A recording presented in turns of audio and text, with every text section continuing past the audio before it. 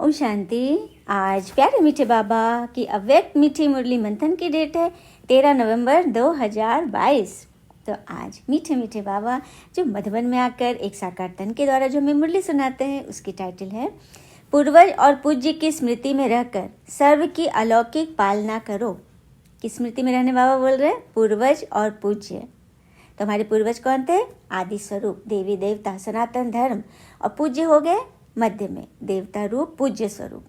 उनकी स्मृति में रहकर हम सबकी अलौकिक पालना करनी, मतलब रूहानी सेवा करनी है। तो आज विश्व रचता बाबा अपनी श्रेष्ठ रचना को देख रहे हैं। सर्व रचना में से श्रेष्ठ रचना आप ब्राह्मण आत्माएं हो, क्योंकि आप ही विश्व की पूर्वज भी आत्माएं हो। पूर्वज क्योंकि आदि में विक्रम संवत 111 में हम ही बच्चे आए थे ना, तो हम ही तो पूर्वज है सभी के। तो एक तरफ तो आप पूर्वज हो, साथ साथ पूज्य आत्माएं भी हो, आप ही की पूजा हुई। इस कल्प वृक्ष की फाउंडेशन अर्थात जड़ आप ब्राह्मण आत्माएं हो। क्या बात है! इस वृक्ष के मूल आधार तना भी आप ही हो, इसीलिए आप सर्व आत्माओं के लिए पूर्वज हो। मतलब जड़ भी है, देवी देवता स्वरूप भी आप ही का है सतयुगी, और उसके बाद तना भी आप ही हो गए, पूज्य स्वरूप भी आप ही हो गए। तो आप ही का नंबर 1 पार्ट है। सृष्टि चक्र के अंदर जो विशेष धर्म पिता कहलाए जाते हैं, उन धर्म पिताओं को भी आप पूर्वज आत्माओं द्वारा ही बाबा का संदेश प्राप्त होता है, जिस आधार से ही समय प्रमाणवीय धर्म पिता अपने धर्म की आत्माओं प्रति संदेश देने के निमित्त बनते हैं। तो धर्म पिता धर्म स्थापक भी जो आए, उनको हम ही से भगवान का संदेश मिला। हाँ, मैसेंजर से, पैगंबर से। तो हो गए ना, कितनी बड़ाई बाबा ने कर दी।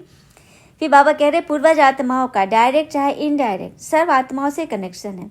जैसे वृक्ष की सर्व टाल टालियों का संबंध जड़ से व तना से जरूर होता है ना, ये बात भी सच है। वृक्ष में कहीं कोने में ऊपर की फुंगी पर कोई पत्ता है तो उसका संबंध किससे जुड़ा हुआ है? तना और जड़ से। तो आप बच्चे ही हो, चाहे किसी भी धर्म की छोटी व बड़ी टाल टालियां हो, लेकिन संबंध स्वतः ही आपसे है। बाबा कितना नशा चढ़ा रहे हैं ना। पूज्य बनने में भी आत्माओं जैसी पूजा और किसी भी धर्म के आत्माओं की नहीं होती, ये बात भी सच है। देवी देवताओं की पूजा जो हम भक्ति करते हैं द्वापर से, वो किसी देवी देवताओं की इतनी पूजा नहीं है, किसी और धर्म के पिताओं की इतनी पूजा नहीं है जितनी कि देवी देवताओं की हम करते आए हैं। हाँ, तो कितने महान हैं हम। ये बाबा हमें यादगार दिला रहे हैं कि स्टैचू तुम्हारी बनाते हैं। हाँ, आपका गायन भी होता है तो पूजा भी होता है। गायन की विधि भी आप ब्राह्मण आत्माओं की सबसे न्यारी है। जैसे आप देवात्माओं का गायन बहुत सुंदर रूप से कीर्तन के रूप में होता है ना, आरती के रूप में होता है, ऐसे अन्य आत्माओं का गायन उसी प्रकार से नहीं होता। क्या बात है! अन्य धर्म पिता मतलब क्राइस्ट का गायन उस तरह से नहीं होगा, मोहम्मद का उस तरह से नहीं, जितना हम देवी देवताओं का गायन और पूजन हुआ, कीर्तन। आज भी हम कितने सारे कीर्तन मंडली है, कई लोग अखंड कीर्तन कराते हैं, कितना मतलब बढ़ ही रहा है। तो ऐसा क्यों होता है? अब बाबा प्रश्न बता रहे हैं जवाब। क्योंकि आप श्रेष्ठ रचना पूर्वज और पूज्य हो। आदि आत्माएं आप ब्राह्मण आत्माएं हो, क्योंकि आदि देव ब्रह्मा के सहयोगी श्रेष्ठ कार्य के निमित्त बने हो। देखिए, सृष्टि के हम पूर्वज तो हैं ही, लेकिन वैसे भी हाँ, धर्म के अनुसार जो भक्ति में हम मानते हैं कि पितरों को, पूर्वजों को जो खिलाया जाता है, पूर्वजों को कैसे आशीर्वाद मिलता है। चलिए, एक कहानी तो काल्पनिक ही है, लेकिन बहुत बड़ा हमें रह समझाता है कि हम पूर्वजों को क्यों याद करें। हाँ, सुनते हैं। एक बार एक भाई बहन थे, तो बहन की शादी हो गई और भाई की भी शादी थी। बड़ी भाभी थी, भैया थे बड़े, बहन की शादी हो गई, लेकिन बहन को बच्चे हुए, 2 बच्चे हुए, लेकिन उसके पति की देहांत हो गई। तो भाई उसको इतना प्यार करता था कि बहन को अपने ही घर में एक कमरे में बहन को मतलब उसकी पालना कर रहा था कि बहन और बच्चे के यहीं से देखभाल होगी, बहन कहाँ जाएगी अकेली। तो रहने लगी, लेकिन भाभी जो थी उसको फूटी आँख नहीं सुहाती थी, ननद। एक बार भाई को किसी काम से विदेश जाना पड़ गया, तो बोले कि तुम लोग मिल के रहना, मैं आता हूँ, काम के सिलसिले में बाहर चला रहा। तब तो भाभी को मौका मिल गया। उसने क्या किया, इतने ताने खड़ी खोटी सुनाने लगी, इतना बोलने लगी कि तुम लोग मतलब ऐसे लूट, मतलब बहुत खराब गंदी बात। अब इसको बोली कि सो इस घर में भी अब तुम्हारे रहने लायक कोई जगह नहीं है, सो तुम यहाँ से चली जाओ। तो बोली भाभी मैं कहाँ जाऊँ अकेले, तो कहीं भी जाओ। उसके बाद उसको ऐसे बोली, तो वही घर के बगल में वो एक झोपड़ी बनाकर रहने लगी। दूर कहाँ जाती अकेली, छोटे छोटे बच्चे। और भाभी बोली थी अगर होगा तो काम करने के लिए आ जाना, कुछ टुकड़े दे दूंगी, मतलब ऐसे करके। तो क्या करती, उसके पास कुछ भी कोई स्रोत नहीं था, तो वो काम करती थी। और जाने के समय भी सूखा रोटी का टुकड़ा दे तो उससे कैसे पेट भरेगा एक रोटी में। तो जो आटा चालती थी ना, जो इस कपड़े से, एक कपड़े पे रख, मलमल का कपड़ा पे रख के, धोती जैसा कुछ भी, उससे आटा चाल के बनता था। तो ये आने के समय ना आटा तो सब गिरा देती थी, लेकिन वो कपड़ा, चालने वाला कपड़ा लेकर आ जाती थी कपड़ा से। तो भाभी को नहीं समझ में आता था कि कपड़ा लेके जा रही, कपड़ा में कुछ नहीं। तो और वो जाके घर जाके क्या करती, पानी उबालती थी, और उसमें थोड़े थोड़े आटे जो लगे होते थे ना, उनको झाड़ करके उसकी खीर बनाती थी। हाँ, और थोड़ा गुड़ रखी होगी, और बोलती थी ये खीर है, और बच्चों को उसी तरह से वो पालती थी। एक दिन उसकी भाभी को शक हो गया कि ये कपड़ा लेकर क्या क्या करती है, जो कपड़ा देकर, तुमको कपड़ा पे नहीं जाना है चालने वाला, यहीं रखो। तो उस दिन से वो भी बंद हो गया। अगले दिन ना उसके पिताजी की बरखी थी, मतलब पूर्वज का मतलब पूजा पाठ था। तो उसकी भाभी बोलती है कि पूजा रख रहे हैं, सो तुम कल मत आना। तो इसको बहुत ख़राब लगा कि मेरे पिताजी की बरखी है, मुझे भाभी मना कर रही है। तो नहीं गई, रोते रह गई, नहीं गई। शाम में उसके भतीजे आए, 2 बच्चे जो भाभी के थे, और उसको ना एक सूखा रोटी और उस पर थोड़ा सा चावल, पका चावल थोड़ा सा, एकदम 4-5 दाना, वो देगी, ये आप लोग के लिए भोजन है, पूजा का मतलब मिला है आपको। तो उसकी बहन को बहुत ख़राब लगा, वो बोले कि ये हम लोग क्या खाएंगे, हम लोग कोई भिखारी थोड़े हैं। और उसको ना वो छप्पर पे फेंकवा दी। हाँ, तो कुछ दिन के बाद भाई जब लौट के आया तो पूछा बहन कहाँ है, तो बोले कि अरे उसको मतलब मन ही नहीं लग रहा आपके बिना, मतलब उसको बोले कि हम अकेले रहेंगे, हम लोग के मेरे अंडर में नहीं रहेगी, मतलब अपना स्वयं का घर होगा। तो अपनी ज़बरदस्ती करके चली गई, हम तो कितना मना किया, तो झूठ बोल रही है। लेकिन भाई गया बहन से मिलने, बहन तुम, तो बहन ने सारी बात बताई। तो नहीं, जब भाई गया ना, पहले तो वो झोपड़ी में रहती थी, लेकिन जब भाई आए तो देखा कि वहाँ पर मतलब बहुत बड़ा महल में घर बना हुआ है। तो बोल कह रहे बहन तुम यहाँ, ये कैसे? वो तो पता नहीं भैया। सो सब बात बताई, और उस दिन जो वो दिए थे भोजन, जो श्राद्ध का मिला था हमको, तो हम ऊपर छप्पर पे डलवा दिए थे, मन नहीं किया। और पता नहीं वो जब दूसरे दिन छप्पर पे कुछ खोजने के लिए गई तो देखी कि वो रोटी जो है वो मतलब सोने का पूरा बड़ा सा ये बन गया, रोटी बन गया सोने का, और वो जो चावल के दाने थे वो हीरे बन गए। उन्हीं को बेचकर मैंने ये घर वो बनाया है।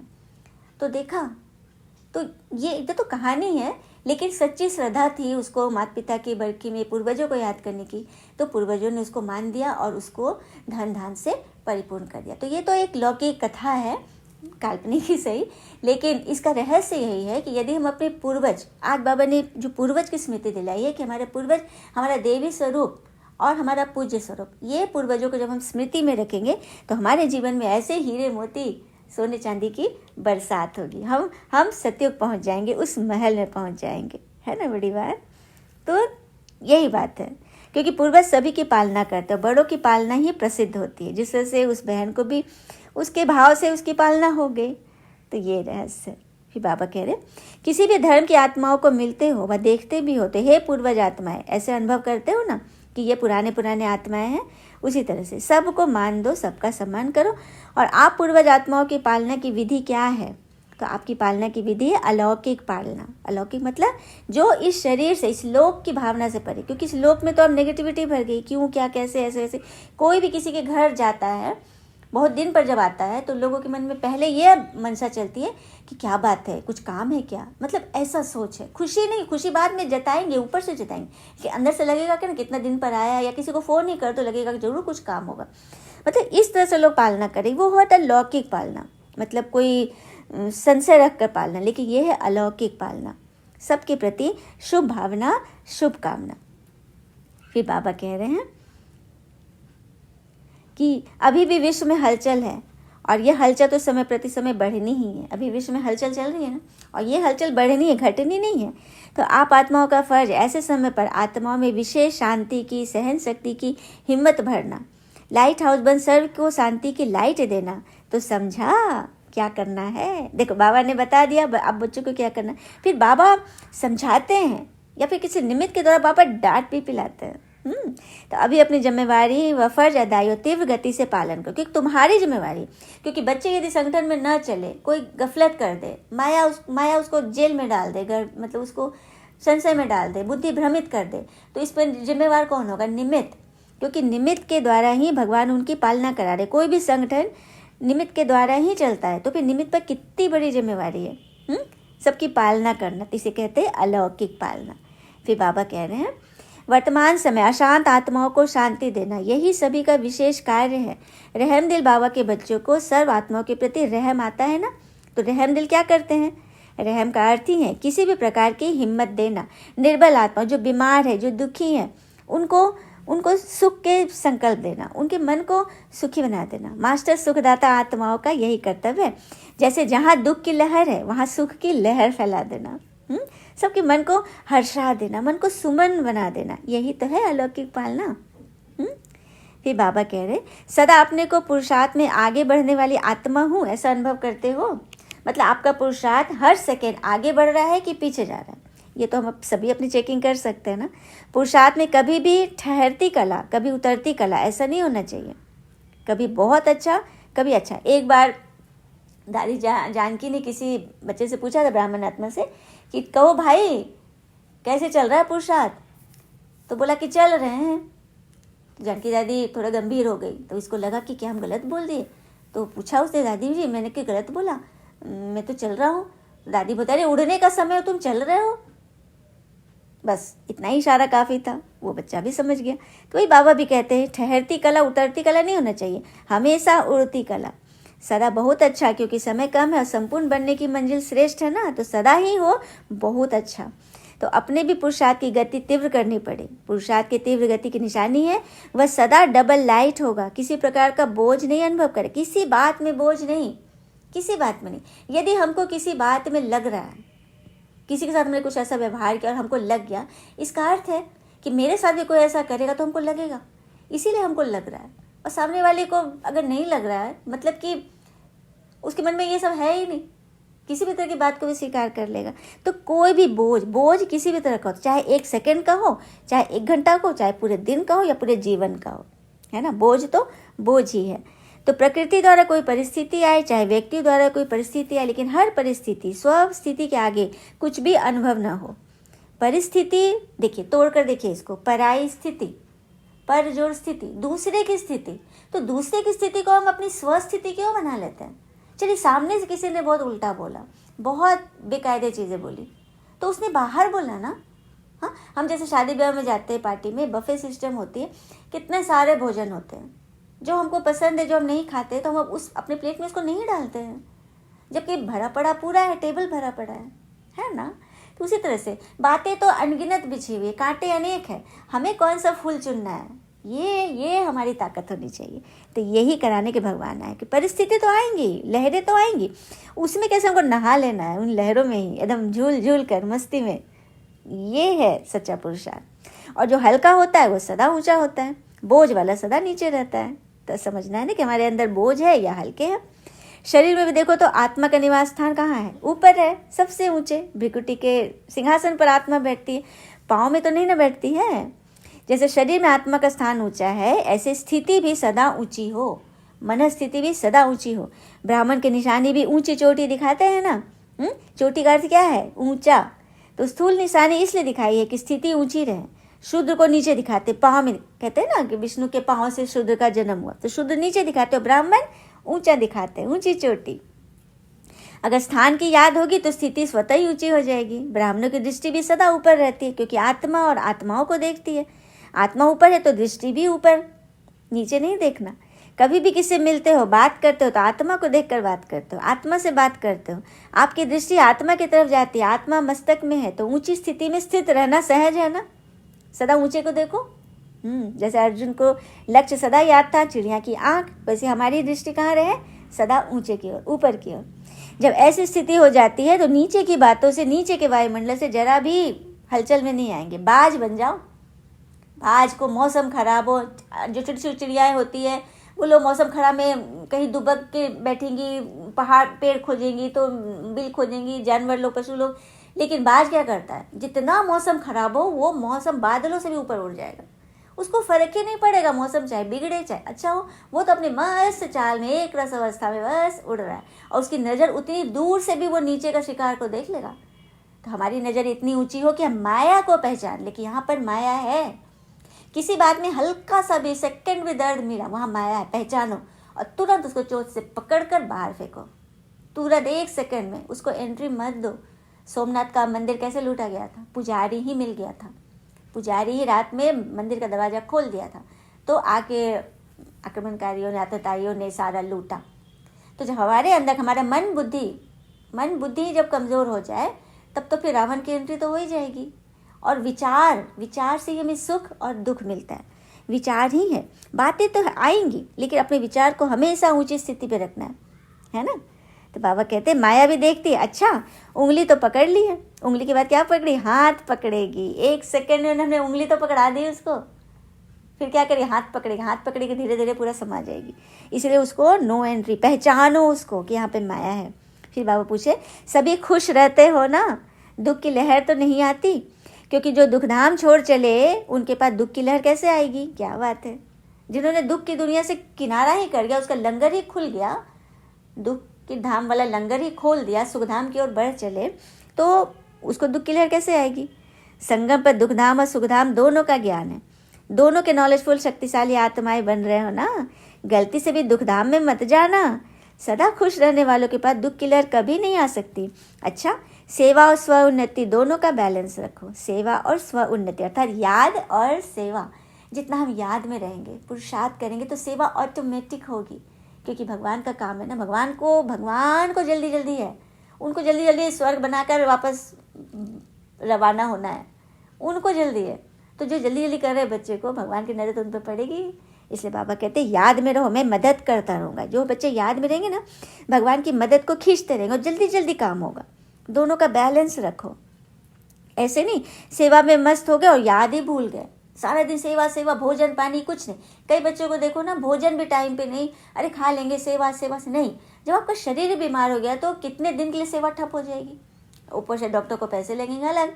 तो इकोनॉमी करनी, समय की, संकल्प की, शक्ति की, पैसों की, हर एक चीज़ की इकोनॉमी, हर एक चीज़ बाबा के लिए संभाल के रखनी है, सेवा के लिए। हाँ, अच्छा, फिर बाबा ने वरदान दिया, सभी बाबा का प्यारा प्यारा हाथ अपने मस्तक पर फील करें।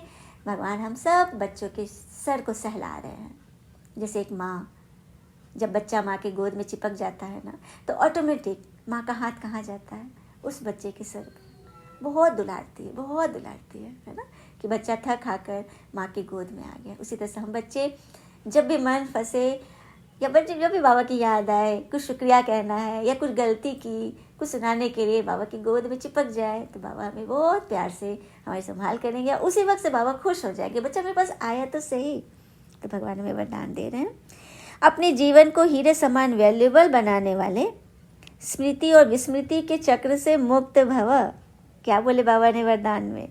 अपने जीवन को हीरे समान वैल्यूबल बनाने वाले, स्मृति और विस्मृति के चक्कर से मुक्त। ऐसा नहीं कि आज स्मृति अभी स्मृति है, बाबा ने ये बोला, बाबा आज हमको ऐसा करना है कि जहाँ माया आई सारी विस्मृति हो गई, सेकंड में विस्मृति।